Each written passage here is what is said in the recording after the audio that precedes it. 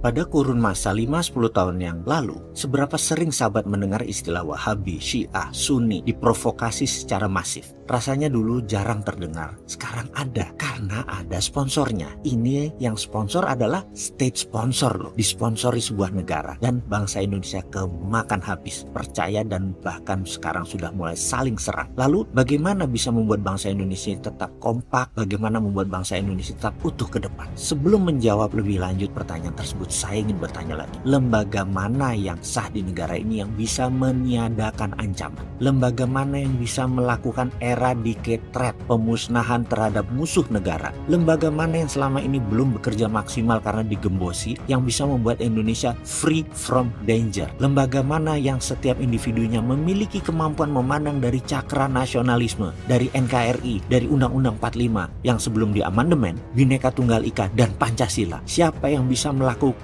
to combat threat terhadap ancaman ideologi, ancaman politik, ancaman ekonomi, ancaman sosial, ancaman pertahanan, dan lain sebagainya? Lembaga mana yang bisa mengantisipasi tindakan berdasarkan laporan, bukan pro justisia, karena memang belum ada dua alat bukti? Siapa yang mendefinisikan nation threat di negara kita ini? Siapa yang menentukan nation interest di hulunya? Lembaga mana yang bisa bergerak berdasarkan state security versus human security? Mana yang harus didahulukan oleh lembaga tersebut? Lembaga mana yang bisa meniadakan ancaman sebelum ancaman tersebut nyata? Legitimate defense adalah hak hidup sebuah negara, di mana dalam Undang-Undang Dasar kita menyatakan negara melindungi segenap bangsa. Dan siapa yang menentukan tactical survival yang memenangkan pertempuran, dan siapa yang melakukan strategical survival yang memenangkan perang? Sahabat bisa menjawab pertanyaan di atas, maka selesai sudah urusan keamanan negara ini. Dan ke depan, pemimpin negara tertinggi sebaiknya menjalankan balance strategic power, keseimbangan kekuatan strategik di setiap alat negara. Negara kita pasti keluar dari ancaman, negara kita pasti keluar dari failed state, negara kita keluar dari negara paria, negara lemah, pasti menjadi negara yang berdaulat, bermartabat, dan semoga paham pesan video ini.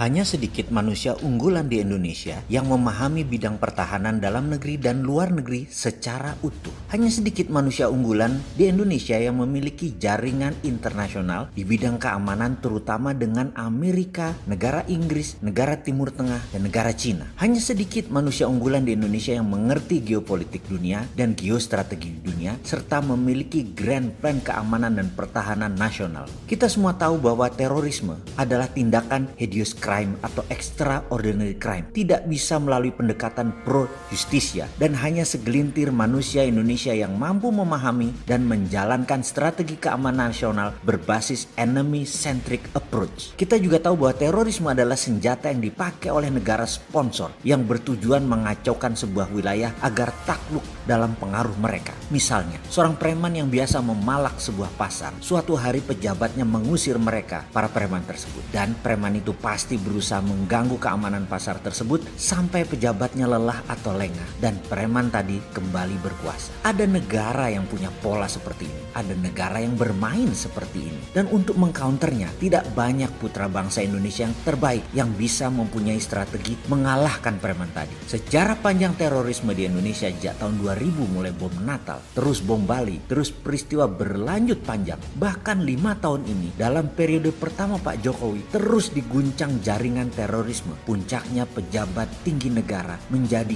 korban penusukan. Ini menunjukkan banyak hal yang harus dibenahi di kedepannya. Dan sekali lagi, tidak banyak putra bangsa yang mempunyai strategi penanggulangan masalah ini. Bagi saya, orang tersebut hanyalah Pak Prabowo Subianto. Dia sudah memiliki semua grand design bagaimana membuat negara Indonesia aman dan memiliki strategi membangun pertahanan negara yang kokoh. Konsep dan strategi beliau hanya pas kalau beliau sendiri yang menjalankannya. Dialah orang yang paling tepat mengawal Pak Jokowi dalam bidang pertahanan. Saat ini negeri Indonesia ini butuh seorang Prabowo, butuh seorang Prabowo aktif di dalam pemerintahan. Selesai semua masalah keamanan dan pertahanan negara. Jayalah Indonesia.